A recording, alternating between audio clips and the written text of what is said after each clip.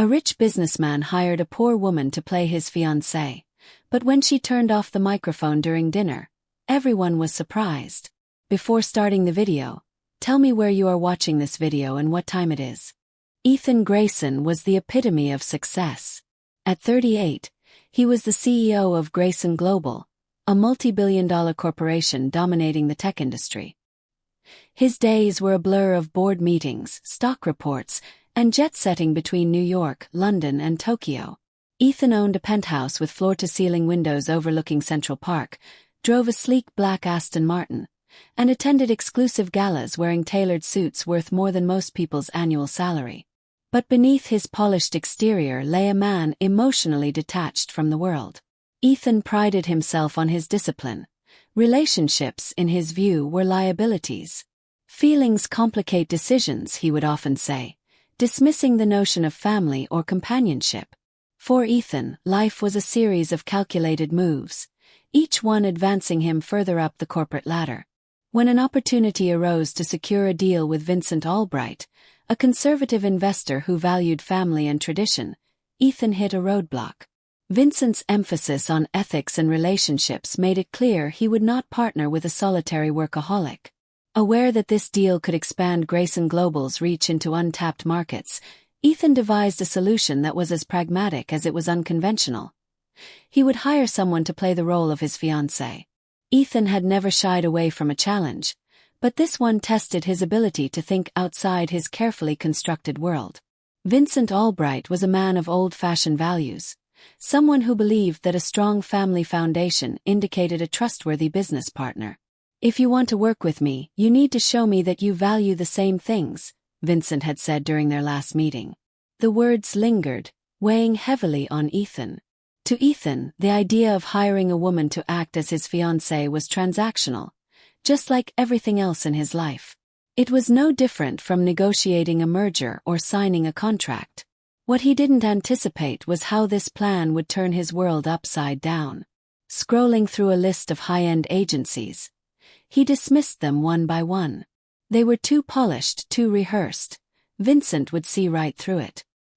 He needed authenticity, someone who could effortlessly play the part without appearing fake. As his assistant handed him a list of potential candidates from a more unconventional source, Ethan couldn't help but smirk. "This will be interesting," he muttered. He didn't know it yet, but this decision would unravel his tightly controlled life in ways he couldn't imagine. Ethan's ascent to the top was anything but easy. Born to a working-class family in a struggling Midwestern town, he grew up watching his parents juggle 3 jobs between them just to keep food on the table. His father, a factory worker, often came home late, exhausted and defeated. His mother, a school cafeteria aide, was the family's emotional anchor, teaching Ethan the value of hard work and resilience. The turning point came when the factory shut down, leaving his father unemployed. Ethan, then only 15, vowed never to live in a world where he lacked control over his future. He worked tirelessly through school, earning scholarships that paved his way to an Ivy League education. By his mid-30s, he had built Grayson Global from the ground up, sacrificing sleep, personal connections, and his own happiness along the way. But that drive came with scars. A failed engagement during his college years had left Ethan wary of trust and vulnerability. His fiancée had walked out, unable to cope with his relentless ambition and emotional unavailability. That betrayal cemented his belief that relationships were distractions. Yet, despite his steely exterior, there was a part of Ethan that yearned for something more.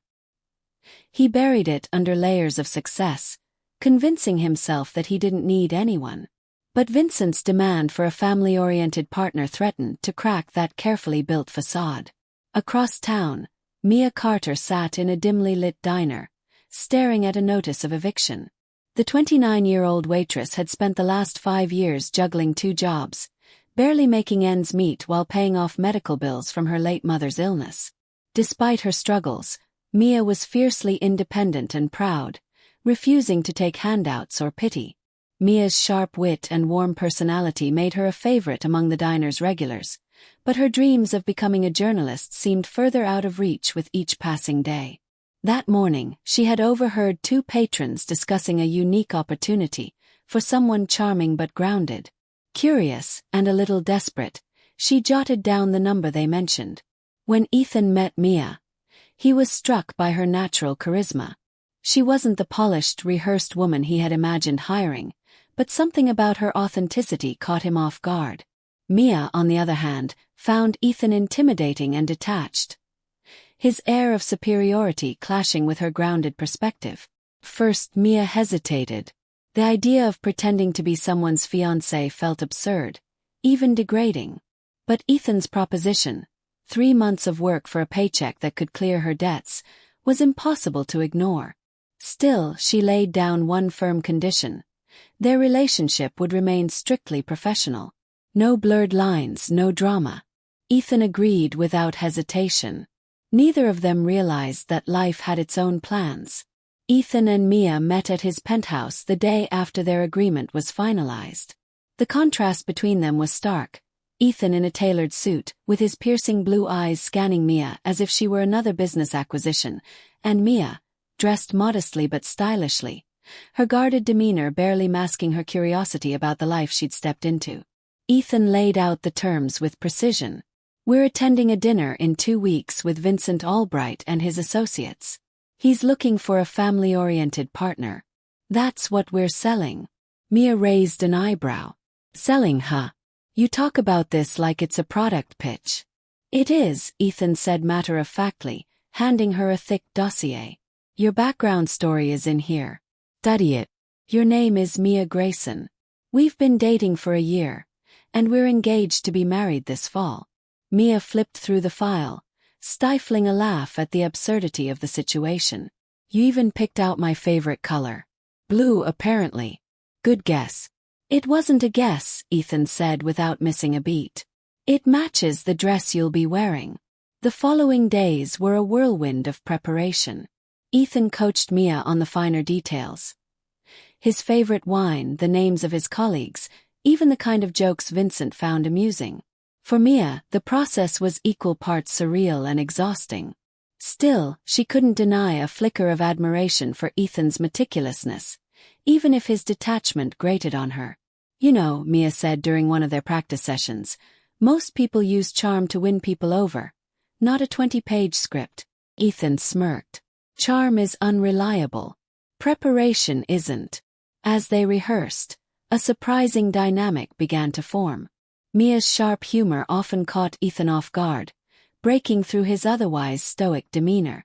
During one particularly tense session, when Ethan was correcting her posture at the dinner table, Mia leaned back and quipped, "Let me guess, there's a section in the dossier about how to hold a fork?" Ethan actually laughed, a rare and unguarded moment that left both of them momentarily stunned. Despite their differences, they found a rhythm. Ethan appreciated Mia's quick thinking and natural charisma, traits he hadn't accounted for in his carefully laid plans. Meanwhile, Mia saw glimpses of humanity in Ethan. Small, fleeting moments when his guarded walls seemed to lower. 2 days before the dinner, Ethan confessed the stakes. "If this doesn't work, the deal falls through. This isn't just a meeting, it's a test of trust." Mia nodded, sensing the weight of the situation. "Don't worry. I've got this." But as the evening approached, the tension between them simmered. Beneath the surface of their rehearsed partnership was an unspoken connection neither could fully articulate. They were no longer just a businessman and his hired fiancée. They were two people stepping into a game with stakes that went far beyond money. The grand dining room of the Albright estate exuded old-world elegance, its vaulted ceilings adorned with crystal chandeliers. A long mahogany table stretched across the room, set with gleaming silverware and pristine white linens. Ethan and Mia arrived together, their entrance turning heads as murmurs of admiration rippled through the crowd. Ethan was in his element, his polished demeanor exuding confidence. His dark suit fit him like a glove, and his sharp blue eyes scanned the room with practiced precision. Beside him, Mia looked radiant in a midnight blue dress Ethan had chosen, her understated elegance a perfect complement to his commanding presence. "Remember," Ethan whispered as they approached Vincent Albright, Eye contact, warmth, but not too familiar. Mia shot him a sidelong glance, her voice low. Relax, I know how to smile. Vincent, a silver-haired man with a disarming smile, greeted them warmly. Ethan. And this must be Mia. I've heard so much about you. Mia extended her hand, her smile effortlessly charming. It's a pleasure to finally meet you, Mr. Albright. Ethan speaks so highly of you. As they settled into their seats, Ethan felt a flicker of relief. Mia's natural ease was winning people over, just as he had hoped. The other guests at the table, Vincent's business partners and family, seemed equally impressed by her authenticity. The dinner began with lively conversation, punctuated by laughter and the clinking of glasses. Mia seamlessly navigated the discussions, weaving humor and insight into her responses. Ethan observed her with growing admiration, surprised by how effortlessly she fit into a world that wasn't hers. As the evening progressed, however, Mia began to notice the cracks in the polished facade of the gathering. Vincent's anecdotes often veered into the realm of morality and family values, and she could sense Ethan growing slightly rigid beside her. When the conversation turned to business ethics, Vincent made a pointed remark. Trust is built on more than just competence, Vincent said, his gaze settling on Ethan. It's about knowing someone's principles, their character. Mia caught the subtle tension in Ethan's jaw. He responded smoothly, of course, but there was a guardedness in his tone that piqued her curiosity. Throughout the evening, she noticed other things too. The way Ethan deflected certain personal questions with practiced ease, and the fleeting moments when his polished mask seemed to slip. By dessert, she had pieced together enough to know there were parts of his story he was keeping hidden. When Vincent excused himself to give a toast, Mia leaned toward Ethan, her voice low. What aren't you telling me? Ethan's eyes flicked to her, his expression unreadable. This isn't the time. Maybe not, Mia whispered, her voice tinged with a challenge. But it'll come out. It always does. The tension simmered as Vincent raised his glass, oblivious to the undercurrent between his guest and his fiancée. Mia smiled and raised her glass, but inside, her resolve was hardening. Whatever Ethan was hiding, she was determined to find out. The air in the dining room grew heavier as the evening progressed. Vincent's toast had set the tone for the final part of the dinner, discussions of trust, integrity, and legacy. Ethan, usually unflappable, seemed slightly on edge, though he concealed it well behind his calm, confident demeanor. Mia watched him closely, noting the subtle shifts in his posture and the way his eyes occasionally flicked to Vincent, then to the other guests. Something was bothering him. Her earlier curiosity had morphed into suspicion, and the puzzle pieces she'd gathered throughout the evening were starting to form a picture. During one particularly animated discussion about corporate responsibility, Vincent turned to Ethan.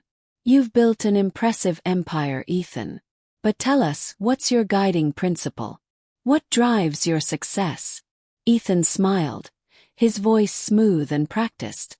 Integrity above all. I believe in doing what's right, even when it's difficult. Mia stiffened. Something about his answer felt rehearsed, hollow even. Her gaze lingered on him, searching for cracks in his carefully constructed persona. As she listened to Vincent and the others heap praise on Ethan's supposed moral compass, an uncomfortable thought began to take root. Ethan's calm mask faltered for the briefest moment when Vincent's wife chimed in. It's refreshing to see a businessman with such high values. You and Mia must share the same outlook. Such a strong foundation for a partnership. Mia's heart raced. Her instincts screamed that something wasn't adding up. But it wasn't until Vincent mentioned an old acquisition, one that Ethan had made years ago, that everything clicked into place. That was a bold move, Vincent said. Consolidating the smaller firms to dominate the market. Ruthless but effective. Ruthless. The word hung in the air, echoing in Mia's mind. She remembered reading about that acquisition in the dossier Ethan had given her. Dozens of employees had lost their jobs in the process. Families displaced, livelihoods ruined. Ethan had glossed over it when briefing her, dismissing it as necessary. Mia's chest tightened. Could she sit here, complicit in this charade, while he preached values he didn't truly uphold? As the conversation shifted, Mia noticed the small wireless microphone clipped discreetly to Ethan's lapel.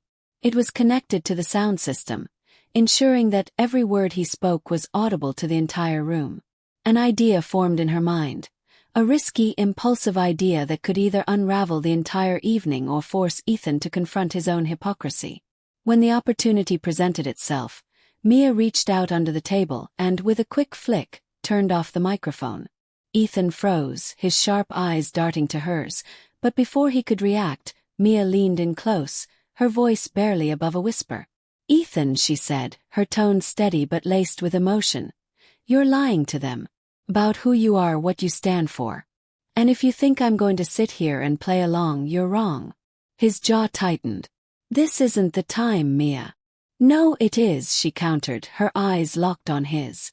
"You've spent your life building walls and pretending you don't need anyone. But these people, they deserve to know the truth. And so do I." Ethan's chest rose and fell as he took a measured breath. For the first time, the control he prided himself on seemed to slip away. "What do you want me to do? Sabotage the deal? I want you to be honest. With him. With yourself." The tension between them was palpable, drawing the attention of a few nearby guests.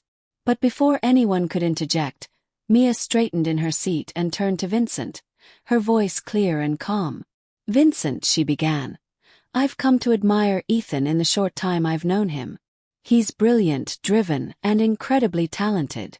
But I think even he would agree that he's made decisions he's not proud of. Decisions that have hurt people." The room fell silent. All eyes turned to Ethan, who sat motionless, his expression unreadable. Mia continued, her gaze unwavering. "I believe integrity isn't about never making mistakes. It's about owning up to them. And tonight, I think Ethan has an opportunity to show us all what that really means." The weight of her words hung in the air, the silence deafening. Ethan finally spoke, his voice low but steady. "She's right." Gasps rippled through the room. Ethan leaned forward, addressing Vincent directly. "There are things in my past I'm not proud of. I've made decisions, calculated, ruthless decisions, that prioritized profit over people. I justified them as necessary for success, but looking back, I see the cost. And I see how far I've strayed from the values I claim to hold." His words were met with stunned silence. For the first time, Ethan Grayson, the impenetrable titan of industry, was vulnerable, exposed. The room was silent as Ethan's confession echoed in the air. His words seemed to hang over the table, a stark contrast to the polished image he had projected all evening. Mia sat beside him, her heart pounding as she watched the reactions ripple through the guests. Vincent broke the silence, his expression unreadable. "That's a bold admission, Ethan. Most men wouldn't have the courage to say what you just said, especially not in this setting." Ethan inclined his head, his carefully controlled demeanor cracking just enough to show the weight of his vulnerability. "It's not courage. It's overdue." Mia couldn't help but feel a strange mix of emotions, pride, relief, and a twinge of guilt. She hadn't planned to append the evening like this, but the alternative, letting Ethan continue his charade, had felt wrong. Still, she worried about the fallout. After the dinner concluded, Ethan and Mia stood outside the Albright estate, the cool night air wrapping around them. Ethan was silent for a long moment before turning to her. "You know what you did in there could have cost me everything, right?" Mia crossed her arms, her tone calm but firm. "You're wrong. I gave you a chance to show them who you really are. Whether you see that as a loss or a win is up to you." Ethan's jaw tightened, but there was no anger in his eyes, only something softer, almost contemplative. "I've never been challenged like that before. Not by anyone." "Well, maybe you needed it," Mia said, her voice softening. "You're brilliant, Ethan, but you're not invincible. And people need to see that." As they parted ways for the night, both felt the weight of what had just transpired, though neither could deny that something between them had shifted. The next morning, Ethan sat in his penthouse, staring at the city skyline. The events of the dinner replayed in his mind, and for the first time in years, he felt the unfamiliar sting of doubt, not about his business acumen, but about his character. He picked up his phone and called Mia. "Good morning," she answered, her tone cautious. "Mia, I owe you an apology," Ethan began. "Not just for last night, but for putting you in that position. You were right to challenge me, and I didn't make it easy for you." Mia was silent for a moment, then said, "You don't owe me anything, Ethan. But if you want my advice, don't just say the right words. Act on them." Her words lingered with him as he approached the day. That afternoon, Ethan visited his legal team to review several contracts tied to his more controversial business dealings. By evening, he'd begun drafting plans to fund initiatives aimed at supporting the communities impacted by his company's acquisitions. When Mia received an invitation to meet Ethan for coffee a week later, she was hesitant but curious. She found him waiting at a small cafe, looking far less composed than usual. "I've been making some changes," Ethan admitted as they sat down. "Reassessing priorities, cleaning up some of the messes I've made. It's a start, but I still have a lot to learn." Mia studied him for a moment, then smiled. "That's all anyone can ask for. Progress, not perfection." They talked for hours, the professional walls between them giving way to something more genuine. Ethan didn't ask for forgiveness.